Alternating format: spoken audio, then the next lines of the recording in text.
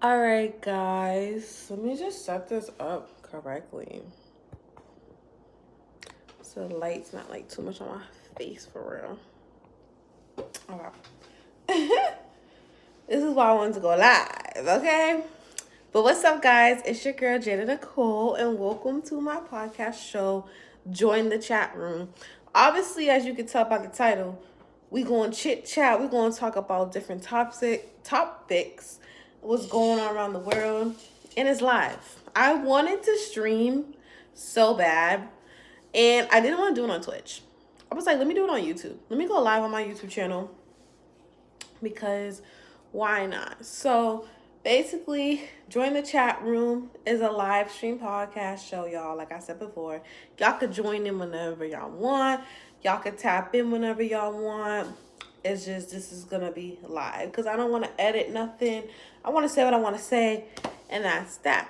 But first thing first, today is January 4th. It's been 2 years since my Nana passed away. So I just want to give a moment of silence for my Nana. So let's do that for at least 30 seconds.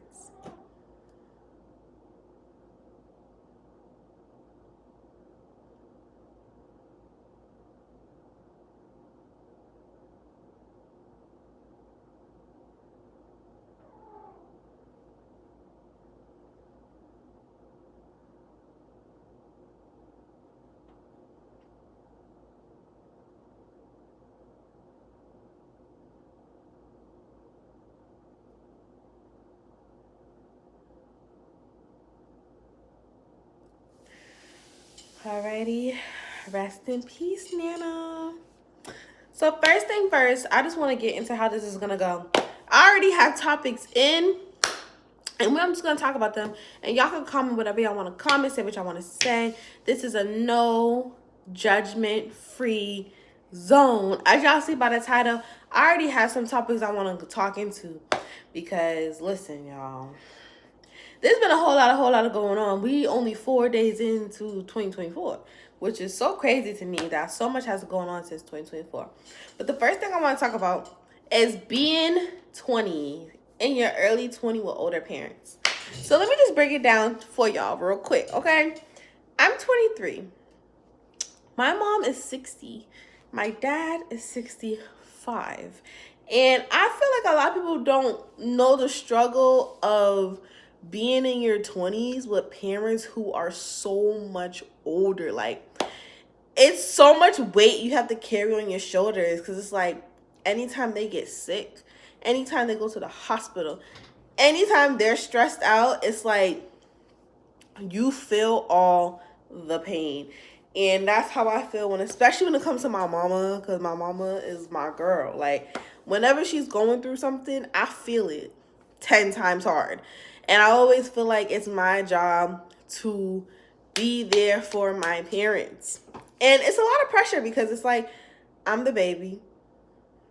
And they're so old that, like, I feel like I have to rush. I feel like I have to really settle down and really figure out my life so I can take care of them. Like, I feel like I can't live the technical 23-year-old life because my brain is so focused on like my mom and dad.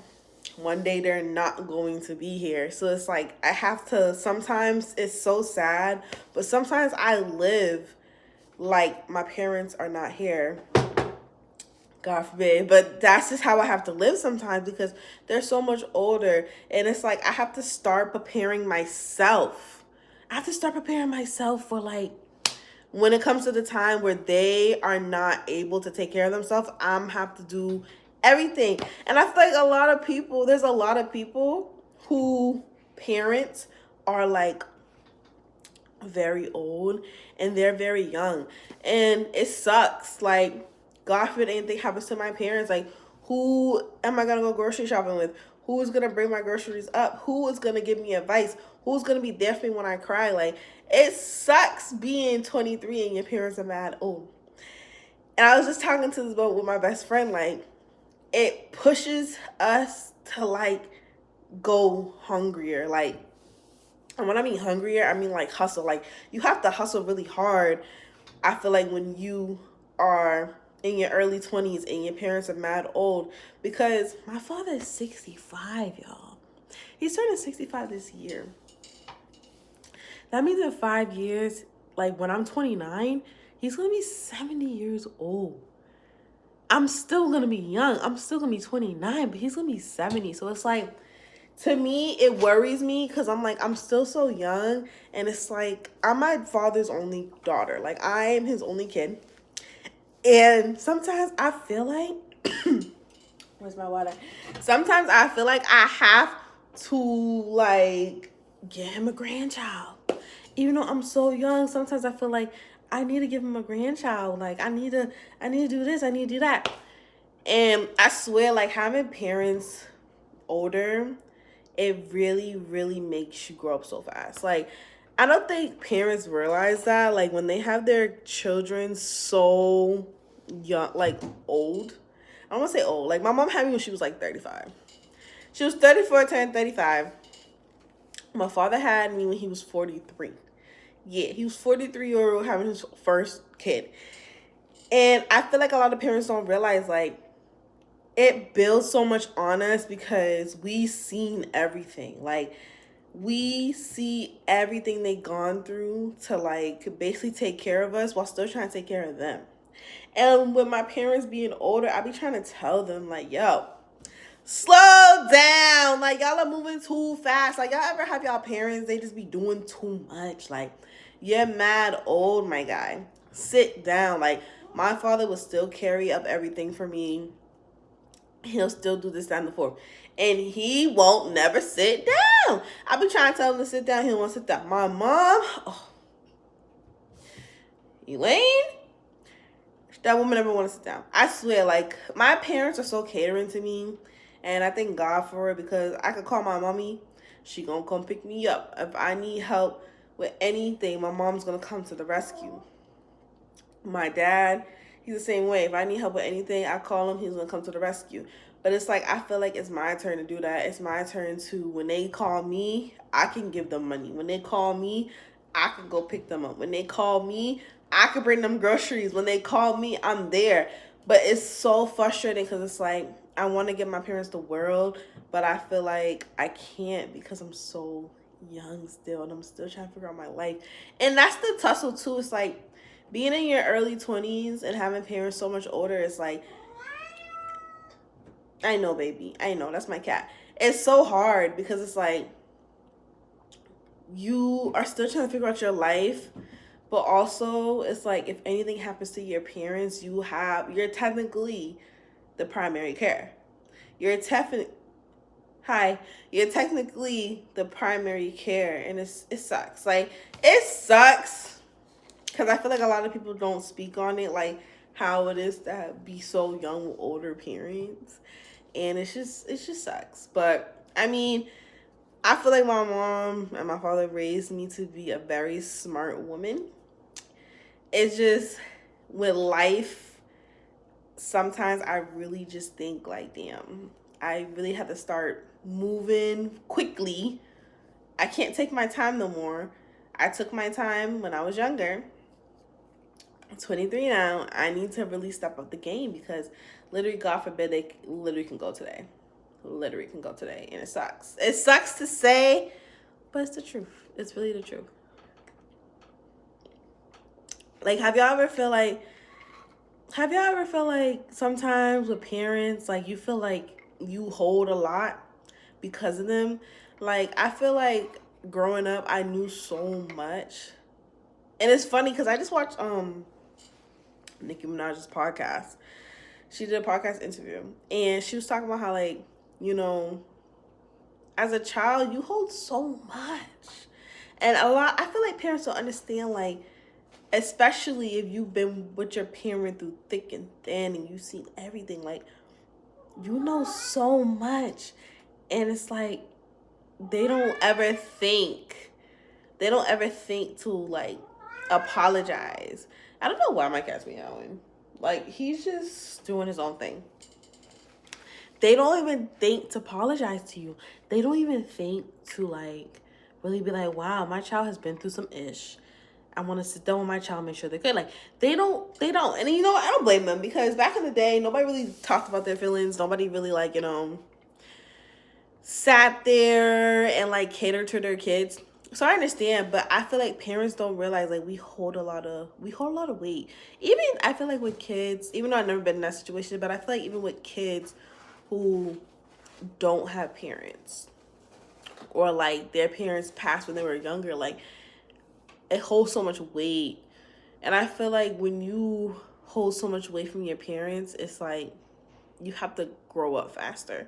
And I feel like with myself, I grew up really fast. Like, I want to say really fast, but I grew up to the point where it's like I knew, like, okay, I can't play no more. Like, I know in certain situations, I'm just like, adults are mad dumb. Like, people older than me, because I am an adult, but, like, people older than me, I'm just like, you're mad dumb, because why would you do that? Or I'd be like, I would have did that so differently, because da da da da. It just makes you grow up.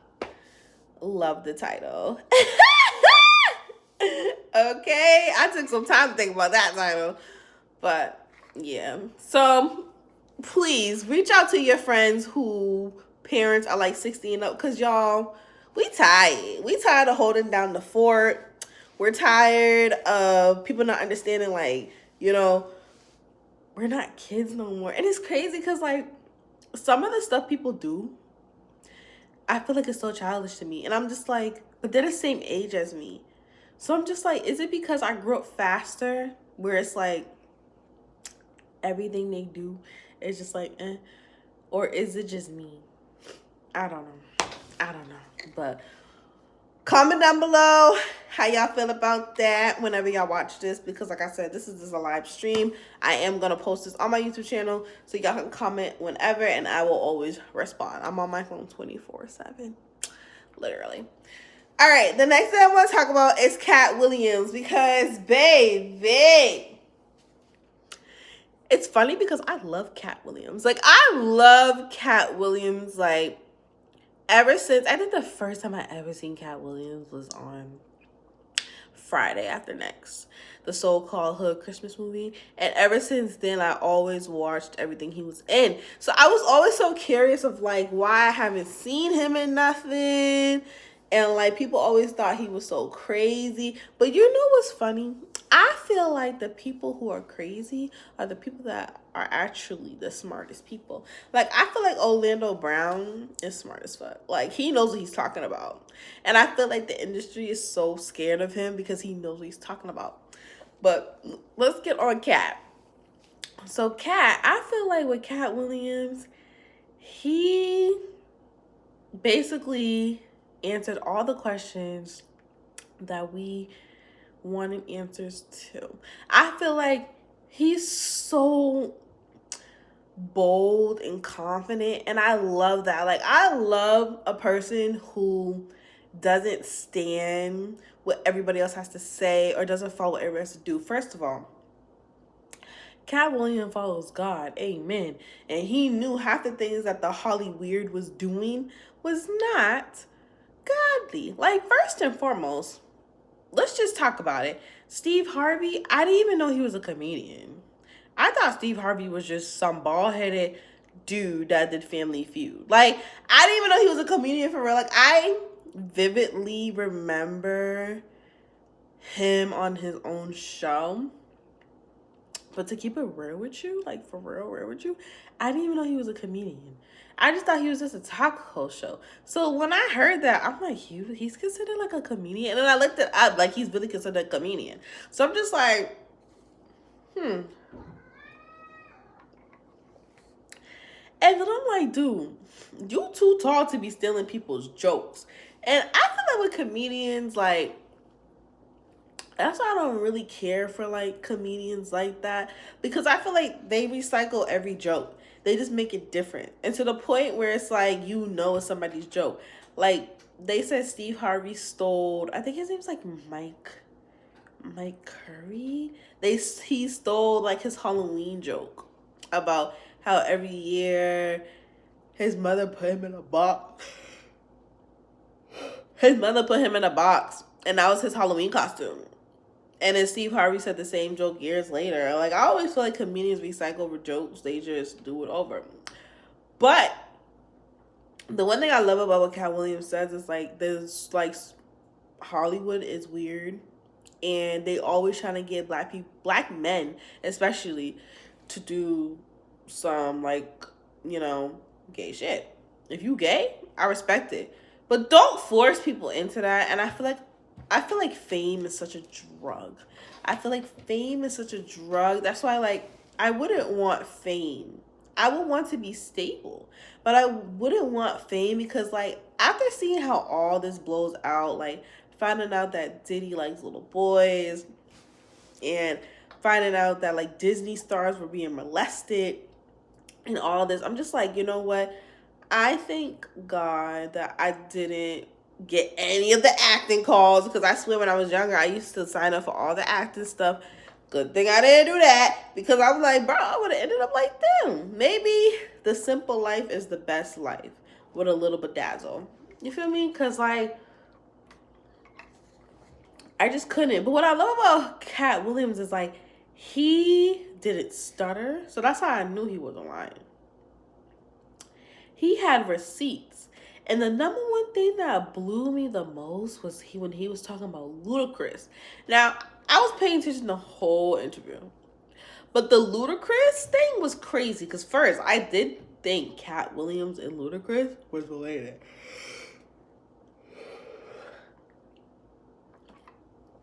I did think Katt Williams and Ludacris was related for like a hot minute. Like, I really thought that. But then, when he broke it down, like, you know, the people that we should not name, told them, one of y'all is going to cut your hair, get a nice shave, and is going to be in a franchise with a wife.